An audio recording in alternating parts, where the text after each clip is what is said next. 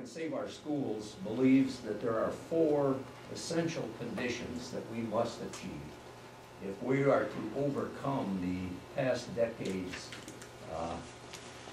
disabling disinvestment in our public schools.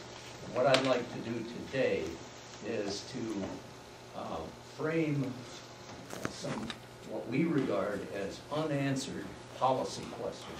The first policy question that we think you need to wrestle with is this: what is the explicit state policy commitment to the state's quality education model? More specifically, to the quality education model's well-researched definition of best practices, they've been at it for over 10 years, and its specification of funding targets to achieve quality education. The second related policy question is one that I heard you discussing periodically today. Given all that we know about the debilitating effects and impacts on learning that poverty brings, what state policies and support mechanisms are necessary to help communities and their school systems remove these barriers and reduce significantly our serious achievement gaps? This policy issue and the one before it about the quality education model were not addressed by the Oregon Education Investment Team.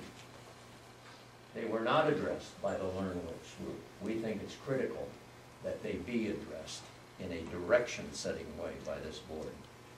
Second condition, end high-stakes testing used for purposes of student, teacher, and school evaluations. The nation's best testing experts have all detailed major flaws in the current standardized tests and even standards-based tests that states have more recently adopted. Given these serious flaws, A, should the state declare a moratorium on such testing and its misuses?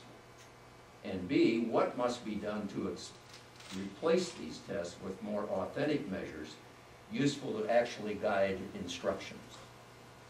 And what will this cost?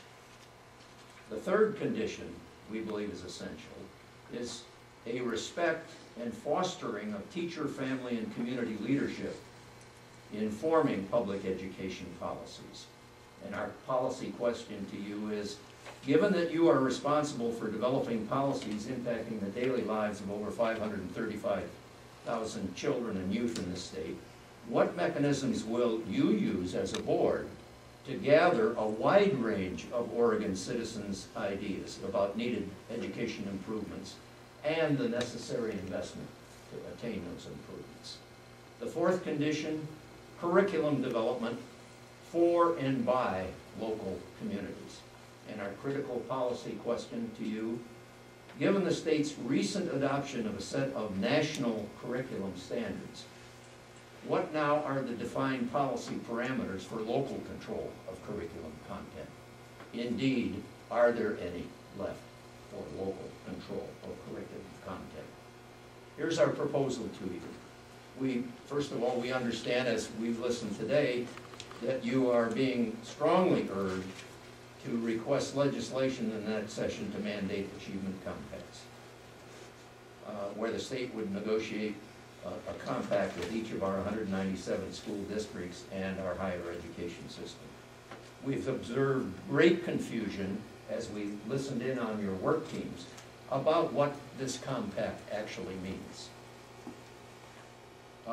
We remain confused about what real problem are the achievement compacts going to solve. We ask instead that you consider the public social compact. Wait for a while before you decide on achievement compacts that are unclear in their purpose or the problem that they're going to solve. Rather, why not invest your efforts in leading a major public dialogue about these policy questions over the next year? And in the process, you will get thousands of citizens' ideas. We recommend you hold at least 6 regional forums to solicit the public input and the public voice to address these critical policy issues. Thank you very much.